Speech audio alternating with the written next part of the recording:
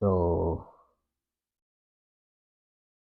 as most of you already know, that in order for a democratic society to flourish, the or to even work, the populace has to be educated. You have to have an educated populace that understand how things work and that they have the right information on how the society is governed and how, in practice, how pros- prosperity can be brought about and all these things in order for a democratic process to work. Because, of course, in theory, the democratic process is the most working process that a political administration can have. Now,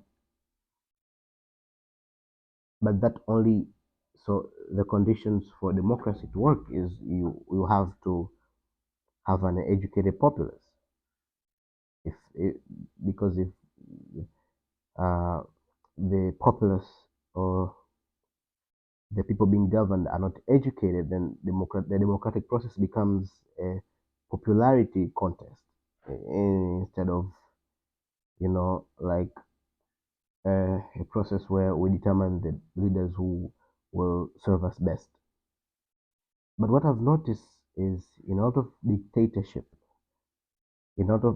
run countries, you will find that they will give points about democracy and how it's not compatible to their nations, especially let me talk about African nations because it's where I see this being practiced a lot. Where leaders will be like, the democratic process doesn't work here because people are not educated, and which they are correct.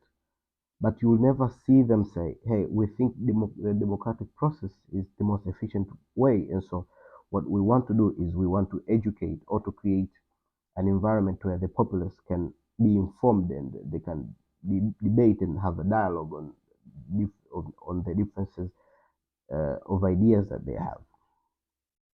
But they're very quick to point out that we should have a dictatorship because democracy can't work in a society like ours because we are not as educated as it would require in a democratic society, which is not an entirely false statement. But nobody creates an agenda which will favor the education of the populace. And it's in these societies that you see there isn't any freedom of press, freedom of speech, because those things are a threat to the power, even though that would be a very good beginning of the education of the society, which